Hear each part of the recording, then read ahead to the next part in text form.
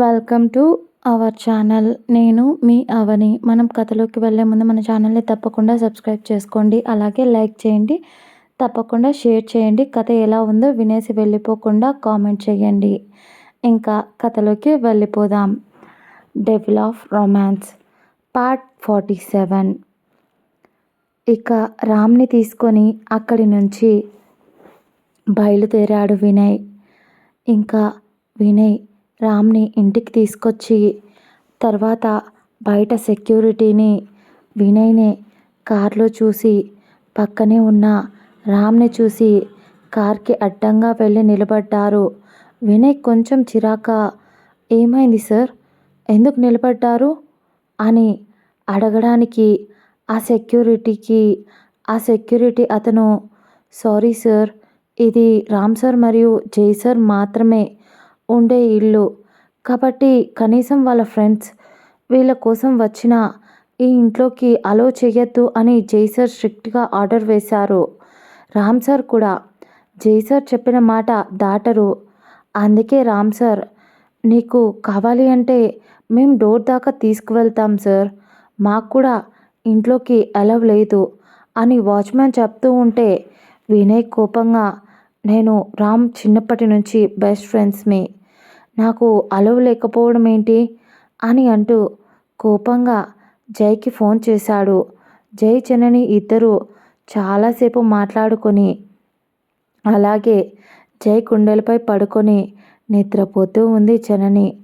అందుకోసమని జై కొంచెం నిదానంగా తన నిద్రకు డిస్టర్బ్ కలగకుండా ఫోన్లోని ఈ టైంలో కాల్ చేస్తున్నందుకు కోపం వచ్చినా చేస్తుంది వినయ్ కాబట్టి, తను రామ్ బెస్ట్ ఫ్రెండ్ కాబట్టి తప్పక కాల్ లిఫ్ట్ చేశాడు జై. వినయ్ కొంచెం విసుగ్గానే, జై, వీళ్ళు నన్ను ఇంట్లోకి రానివ్వడం లేదు అన్నాడు. జై కోపం వస్తున్నా కంట్రోల్ చేసుకుంటూ, వినయ్, రామ్ని వాచ్మ్యాన్కి అప్పగించి వెళ్ళిపో, ఇప్పుడు అంతకు మించి నేను ఇంకేం చెప్పలేను అని అంటూ మరో మాట మాట్లాడే ఛాన్స్ ఇవ్వకుండా కాల్ కట్ చేశాడు. లైఫ్లో ఎప్పుడు ఎలాంటిది తీసుకొని వినయ్ ఒక్క నిమిషం కళ్ళు మూసుకొని కళ్ళు తెరిచి, ఓకే ఫైన్, రామ్ని మీరే ఇంట్లోకి తీసుకెళ్ళండి అంటూ మరో మాట మాట్లాడే అవకాశం ఇవ్వకుండా రామ్ని వాచ్మ్యాన్కి అప్పగించి అక్కడి నుంచి వెళ్ళిపోయాడు వినయ్. నెక్స్ట్ డే మార్నింగ్ 8 అవుతుండగా మెలకు వచ్చిన జనని మెల్లగా కళ్ళు నులుముకుంటూ చుట్టూ చూసింది. ఎక్కడా జై కనిపించకపోయేసరికి, ఎక్కడికి వెళ్ళారు ఈయన అని లేచి తన పొడవాటి జడ లూజ్గా వదిలేయడంతో దాన్ని కొప్పుగా చుట్టి, తను నైట్ చాలాసార్లు కొత్త ప్లేస్ కావడం వల్ల పైగా నైట్ అంతా జైని చూస్తూ అలాగే ఉండిపోయింది. దాంతో తన చీర కూడా ఎలా అంటే అలా అయిపోవడంతో దాన్ని నీట్గా అడ్జస్ట్ చేసుకొని ఫేస్ వాష్ చేసుకొని బయటకు వచ్చింది. తను బయటికి వచ్చేసరికి జై మార్నింగ్ లేచి తన వర్కౌట్ ఫినిష్ చేసుకొని మార్నింగ్ తన వర్క్ కోసం కావాల్సిన ఫైల్స్ అన్నింటినీ ముందర వేసుకొని కూర్చున్నాడు. ఆ రోజు తన డాడ్ ఈశ్వర్ గారు వస్తున్నారు కాబట్టి, పైగా తనకు ఈరోజు మీటింగ్స్ కూడా ఉన్నాయి కాబట్టి వాటన్నింటి కోసం తల మునకలు అవుతూ ఉంటే, అంత మార్నింగ్ అతడి మొహంలో కిటికీలోంచి సూర్యుడి కాంతి అలా పడుతూ ఉంటే, అతడి నుదురుపై అతడి వెంట్రుకలు అలా కదులుతూ ఉంటే, మెరిసిపోతున్న ముఖ వచ్చస్సు సీరియస్గా వర్క్ చేసుకుంటున్నప్పుడు అతడి చురకత్తుల్లాంటి కళ్ళు, అన్నింటికన్నా ఆమెకు అతడి మీసకట్టు అంటే చాలా ఇష్టం. అందువల్లే అలా చూస్తూ ఉండిపోయింది. కానీ జై అప్పుడే ఫోన్ రావడంతో ఫోన్ మాట్లాడుతూ ఉన్నాడు. కానీ అతడు ఫోన్ మాట్లాడే అంతసేపు కూడా తను తల పట్టుకోవడం చూసిన జనని వెంటనే జైకి తలనొప్పిగా ఉంది అని అర్థమై త్వరగా వెళ్ళి కిచెన్లోకి ఆల్రెడీ పాలు ఉండడంతో ఒక కప్లో కాఫీ తీసుకొని వచ్చింది. అప్పటిదాకా జై ఫోన్లో బిజీగా ఉన్న టైంలో జనని కాఫీ తీసుకొచ్చి తన ముందు పెట్టింది. జై ఒక్కసారిగా తన ముందు కాఫీ స్మెల్ వచ్చేసరికి ఎదురుగా జనని చిరునవ్వుతో కాఫీ పట్టుకొని ఉండేసరికి అంతసేపు అలసిపోయిన తన మనసును ఒక్కసారిగా కొంచెం రిలాక్సింగ్గా ఆ కాఫీ తీసుకుంటూ సిప్ చేసి చాలా బాగుంది బంగారం అన్నాడు. మళ్ళీ తాగుతూ తలనొప్పి ఒక సిప్తోనే ఎగిరిపోయింది. మార్నింగ్ నుంచి అసలు ఒక్క నిమిషం కూడా గ్యాప్ లేకుండా ఫోన్ మాట్లాడేసరికి హెడేక్ వచ్చేసింది అతడికి అని హాఫ్ కప్ తాగేశాడు. మిగతాది కూడా కంప్లీట్ చేద్దామని తాగబోయేసరికి జనని ఆ కప్ని లాక్కుంది. ఆమె వైపు విచిత్రంగా చూస్తున్నాడు జై. ఆ కప్ లాక్కొని మొత్తం అంతా తాగేసి ఎలా చూస్తున్నాడో నా బావ, నిజంగానే మొద్దు అని మనసులో తిట్టుకుంటూ ఆ కప్లోని కాఫీని తను అక్కడే ఉన్న సోఫాలో కూర్చొని తాగడం మొదలుపెట్టింది. జైకి చాలా వింతగా అనిపించి ఆమెను చూసి, ఆమె కాఫీ తాగే విధానం చూసి, కాఫీ తాగుతున్నప్పుడు ఆమె పెదాలు తడి అవ్వడంతో అలా చూస్తూ ఉండిపోయాడు. జననితో జనని బంగారం అని పిలిచేసరికి ఆమె ఇన్నోసెంట్గా ఏంటి బావా అని అడిగింది. దాంతో జై ప్రతిసారి నువ్వు నన్ను అంటావు కదే నేను చాలా అన్రొమాంటిక్ ఫెలోని అని. ఆ మాట జై నోటి నుంచి వచ్చేసరికి ఇందాక మనసులో అనుకుంది వినేశాడే ఏంటి అని పొరపోయినట్టు దగ్గుతూ కాఫీ పక్కన పెట్టి అతని వైపు విచిత్రంగా చూస్తూ ఉంటే అతడు మాత్రం ఈవిల్గా నవ్వుతూ ఆమె పక్కన పెట్టిన ఆ కాఫీని తీసుకొని మళ్ళీ సిప్ చేయడం మొదలుపెట్టాడు. జనని కంగారుగా బావా నేను బ్రష్ చెయ్యలేదు అని కంగారుగా చెప్పింది. కానీ జై అది పట్టించుకోకుండా నీ దగ్గర నుంచి కాఫీ లాక్కోవాలి అనిపించలేదే, పైగా నువ్వు తాగిన కాఫీ తాగాలి అనిపించింది, అందుకే నిన్ను ఆట పట్టించి తీసుకొని తాగేశాను. అయినా కూడా మన ఇద్దరి మధ్య ఎంగిలి అంటే అని ఎంగిలేంటే అని అంటూ ఎదురుగా ఉన్న సోఫాలో ఉన్న ఆమెను తన పైకి లాక్కొని ఇప్పుడు చెప్పు అని ఆమె కళ్ళల్లోకి చూస్తూ అడిగాడు. సిగ్గుతో బిడియంతో తల కిందికి దించేస్తే ఆమె కురులు లైట్గా ముందుకు పడడంతో అవి చెయ్యి వెనక్కి నెడుతూ ఆమె నడుంపై చెయ్యి వేసి బంగారం కాఫీ ఇద్దరం కలిసి టేస్ట్ చేద్దామా అని హస్కీగా అడిగేసరికి ఆమెకు సిగ్గు ముంచుకొచ్చి జైని వెనక్కి నెట్టి నిజంగా నీకు బుద్ధి లేదు, ఆయన నిన్ను అన్రొమాంటిక్ అన్నాను చూడు, నాకే బుద్ధి లేదు అనుకుంటూ అక్కడ నుంచి వెళ్ళిపోయింది. వెళ్ళిపోతున్న ఆమె వైపు చూసి నవ్వుతూ పిచ్చిది అలా పట్టుకున్నానో లేదో భయపడి పారిపోయింది. ఎక్కడికి వెళ్ళినా ఆఖరికి నీ బావ దగ్గరికి నువ్వే చేరుకోవాల్సిందే బంగారం అని మనసులో అనుకొని జనని నీకోసం బట్టలు రూమ్లో పెట్టాను, ఫ్రెష్ అయ్యి వచ్చేరా అని గట్టిగా అరిచి చెప్పాడు. ఆమె రూమ్లోకి వెళ్ళిపోయేసరికి జనని రూమ్లోకి వెళ్ళి అక్కడ చేయి తన కోసం కవర్లో డ్రెస్ పెట్టి ఉంచాడు. దాన్ని ఓపెన్ చేసి చూసేసరికి అందులో ఒక వైట్ అండ్ పింక్ కాంబినేషన్లో లాంగ్ ఫ్రాక్ ఉండేసరికి అదేంటి ఈరోజు బావ కాలేజ్ లేదన్నాడు కదా, మరి శారీ తెచ్చిస్తాడేమో అనుకున్నా, కానీ డ్రెస్ తెచ్చిచ్చాడు అని ఆలోచిస్తూనే ఫ్రెష్ అయ్యి ఆ డ్రెస్ వేసుకొని రెడీ అయ్యింది. ఆ తర్వాత ఇంట్లో పూజ గది ఆల్రెడీ ఉండడంతో అక్కడే బయట పూలు కూడా గార్డెన్లో ఉంటే చాలా రకాలు ఉండడంతో వెళ్ళి కోసుకొని వచ్చి పూజ చేసింది.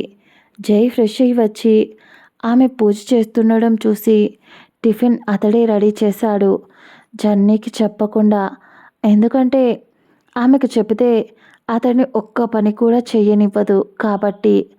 అలా జనని పూజ చేసి తేమగా ఉన్న తన జుట్టు అప్పటికే ఆరిపోవడంతో నీట్‌గా తన పొడవాటి జడను అల్లుకొని, జడ వేసుకొని ఆ డ్రెస్‌లో ఆ డ్రెస్‌లోకి తగ్గట్టే రెడీ అయ్యింది. ఆ తర్వాత అతడు త్వరగా ఆమె పూజ అయ్యేలోపు టిఫిన్ రెడీ చేసి అన్నీ డైనింగ్ టేబుల్‌పై సర్ది అతడు ఆమె దగ్గరికి వచ్చాడు. అప్పటికే జనని పూజ అయ్యి జై ముందుకు హారతి పళ్ళెం తీసుకొచ్చి హారతి తీసుకో అన్నట్టు కళ్ళతోనే సైగ చేసింది. జై నవ్వుతూ హారతి తీసుకొని సైలెంట్గా ఉంటే ఆమె అతడి వైపు చురుగ్గా చూసింది. అతడికి ఆమె ఏం కోరుకుంటుందో తెలుసు కాబట్టి వెంటనే ఆ ప్లేట్లో ఉన్న కుంకుమ తీసుకొని ఆమె నుదుటిన పెట్టాడు. ఒక్క క్షణం ఆమె కళ్ళు మూసుకొని ఏదో పులకింతతో అలా ఉండిపోయింది.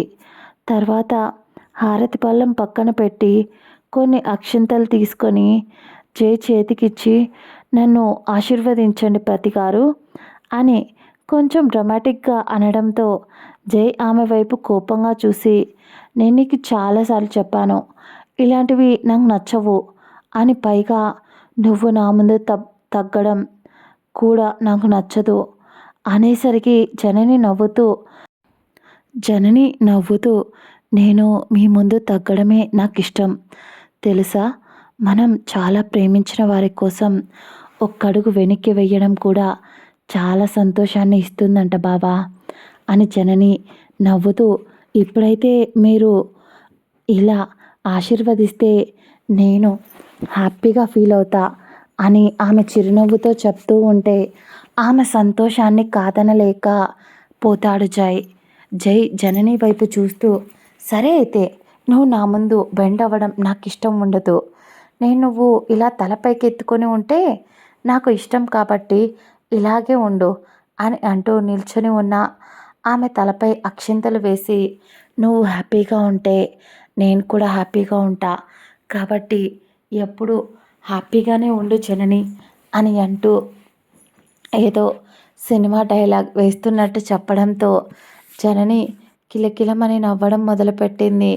జై అప్పుడే టైం చూసుకొని జనని రారా ఇప్పటికే ఆలస్యం అయింది అంటూ జై కూడా అప్పటికే రెడీ అయిపోయి ఉండడంతో ఆమెకు టిఫిన్ పెట్టడానికి మళ్ళీ ఓపెన్ ఏరియాలో ఉన్న డైనింగ్ టేబుల్ దగ్గరకు తీసుకెళ్ళి ఆమెకు అతడు చేసిన ఇడ్లీ మరియు అతడు ఒక 2 టైప్స్ చట్నీలు చేశాడు. అతడు అంతసేపు హాల్లోనే ఉన్నాడు. ఎప్పుడు వచ్చాడు, ఎప్పుడు వంట చేశాడు, ఇవన్నీ రెడీ చేశాడు అస్సలు అర్థం కాలేదు జననికి. ఆమెకు టిఫిన్ తినిపిస్తూ అతడు కూడా టిఫిన్ తింటూ ఆమె వైపు చూస్తూ ఉన్నాడు. జనని నవ్వుతూనే బావా నీకు కుకింగ్ వచ్చా అంటూ ఏమో అనుకున్నా చాలా బాగా చేసావు బావా తెలుసా అంటూ పొగిడింది మన పాప. జై నవ్వుతూ నీకు నచ్చితే చెప్పు బంగారం, లైఫ్ లాంగ్ నీ కుకింగ్ నేనే చేసి పెడతాను అని చెప్పాడు. కానీ జనని లైఫ్ లాంగ్ వద్దు, ఇలా మనం ఇద్దరం మాత్రమే కలిసి ఉన్న టైంలో నా కోసం నువ్వు చేస్తే అది బాగుంటుంది, కానీ రోజు నువ్వు నా కోసం చేస్తే ఎవరైనా నా మొగుడిని నేను నా కొంగు కట్టుకొని తిరుగుతున్నాను, భార్య మాటలు వింటాడు అని నిన్ను తక్కువ చేస్తారు, కాబట్టి నువ్వు ఎవరి ముందు వంట చేస్తున్నా నేను అస్సలు ఒప్పుకోను అని ఆమె మూతి 30 వంకర్లు పెట్టి తిప్పుతూ మాట్లాడుతూ ఉంటే ముద్దుగా ఉన్న ఆమె మొహం వైపు చూసి కొంచెం ముందుకు బెండయ్యి టక్కున ఆమెకు చిరుముద్దు ఇచ్చాడు. ఒక్కసారిగా జై అలా చేసేసరికి సిగ్గుతో తల పక్కకు తిప్పేసింది. సిగ్గుపడుతున్న తన భార్యను చూసి బంగారం ఇప్పటికే ఆలస్యమైందిరా, మనం వెళ్ళాలి, లేదంటే ఇంకొద్దిసేపట్లో నా ప్రేమ చూపించేవాడిని అని జై ఆమెకు తినిపిస్తూ మాట్లాడుతూ ఉంటే జననికి ఆ ఇంటిని వదిలి వెళ్ళాలి అనిపించలేదు. అందుకే వెంటనే బావా నువ్వు ఈరోజు ఎలాగో మామయ్యతో వెళ్తున్నావు కదా, కానీ నువ్వు ఈసారి మళ్ళీ వచ్చినప్పుడు మనం మళ్ళీ ఇంటికి వద్దామా అని అడిగింది. జై కొంచెం ఆమె వైపు వింతగా చూసి నీకు నచ్చిందారా అని అడిగాడు. దాంతో జనని అతనిని సైడ్ హగ్ చేసుకొని అతడు జైని అతడు చెయ్యిని పట్టుకొని, "ఈ ఇల్లు నాకు చాలా బాగా నచ్చింది. ఏదో ఇంట్లో ఉంటే ఒక రకమైన సంతోషం, ఒక రకమైన ఫీలింగ్ బావా.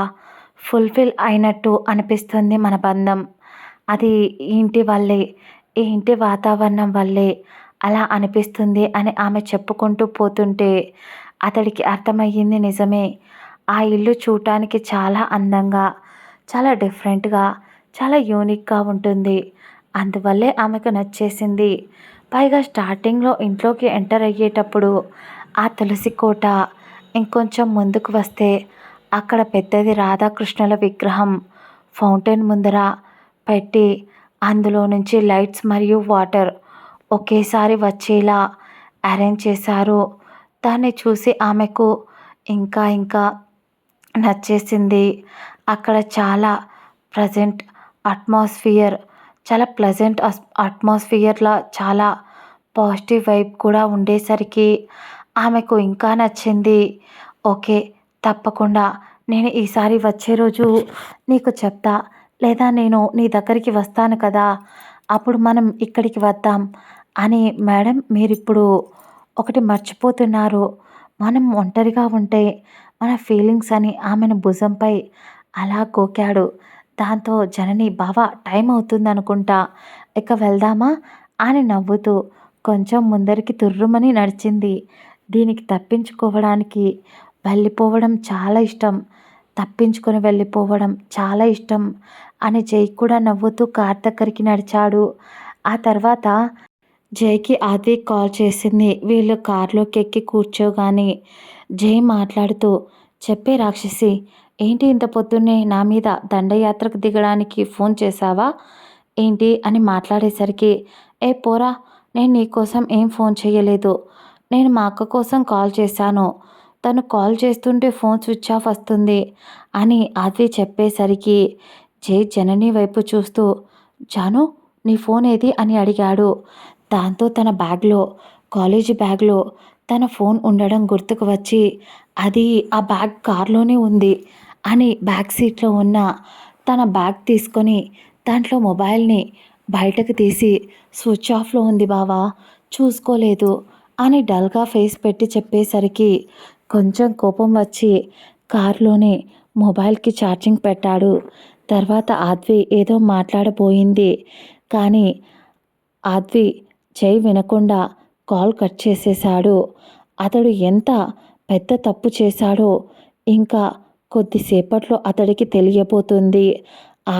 ఆద్వి ఇటువైపు కట్టయిన ఫోన్ వైపు చూస్తూ, వీడొక పొగరుబోతు, వీణ్ణి బండకేసి బట్టలు బాదినట్టు బాదాలి, దొరక్కపోర్రా నా చేతికి అనుకుంటూ తిట్టుకుంటూ ఉంది. ఇక ఇక్కడ కోపంగా అయినా తన మొగుడు ఫేస్ వైపు చూసి, "ఇప్పుడు నేను ఏం చేశానని అంత కోపంగా ఉన్నారు మీరు? మీరిచ్చిన ఫోన్ ఛార్జింగ్ అయిపోయింది. దాంట్లో నాదేం తప్పుంది" అని బొంగమూతి పెట్టి మరీ చెప్పింది జనని పాప అమాయకంగా. జై కోపంగా, "మాట్లాడవంటే 4 పడతాయి చెప్తున్నా జనని.